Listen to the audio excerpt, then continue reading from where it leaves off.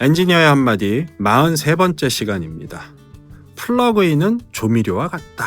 요즘도 주변에서 이런 이야기 많이 듣습니다. 이 플러그인을 쓰면은 어떤 게 확실히 좋고 저 플러그인을 쓰면은 이런 부분에서 이런 캐릭터가 있고 뭐 다 맞는 이야기입니다. 그것도. 근데 저는 지금까지 수천 곡의 작업을 해보면서 느끼는 게 플러그인 자체가 뭔가를 만들어주는 건 없었어요. 한 번도. 어떤 특정한 요리라고 생각을 하고 비유를 조금 해보면 결국 플러그인은 조미료 같은 존재지 그 이상의 무언가를 전달하지는 않는다라는 거죠. 일반적으로 우리가 맛있게 먹는 요리들 보면은 결국 조미료가 중요한 게 아니라 그 재료의 어떤 본질적인 부분들입니다. 거기서 만들어낸 맛을 좋다라고 느끼는 거죠. 믹싱도 완벽하게 똑같습니다. 결국은 좋은 재료, 좋은 소스가 있다면 어떻게 요리를 하던 간에 맛있는 요리가 될 수 있다라는 거예요. 재료가 거의 썩기 직전의 상태인데 어떤 특정한 레시피만으로 정말 맛있게 만든다?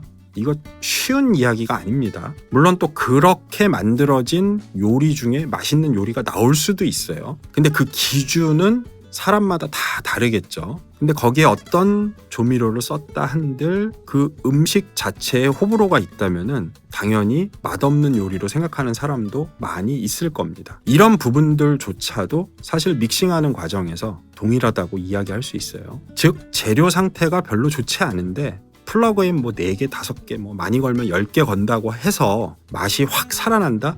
이건 말이 안 된다라는 얘기죠. 결국 좋은 재료 그리고 나서 조미료가 필요한 것처럼 양질의 레코딩 소스, 음악에 어울리는 소스가 선행되고 그 다음에 플러그인이 사용되면서 얼마만큼 더 돋보이게 할 거냐, 얼마만큼 맛을 조율할 거냐, 이렇게 접근해야 된다라는 거예요. 그리고 많은 분들이 또 놓치는 것 중에 하나가 좋은 성능을 갖고 있고 좋은 결과를 만드는 플러그인이라 하더라도 여러 번 사용하고 오남용을 하게 되면은 결과물 자체가 내가 생각한 그림과 전혀 다른 방향으로 바뀌는 경우들도 있습니다. 그래서 정리를 좀 해보면 음악의 본질적인 부분들을 조금 더 맛깔나게 만드는 게 결국 플러그인이고 그 플러그인의 사용법과 조합법은 결국 사람이 만들어가고 사람이 결정하는 거다.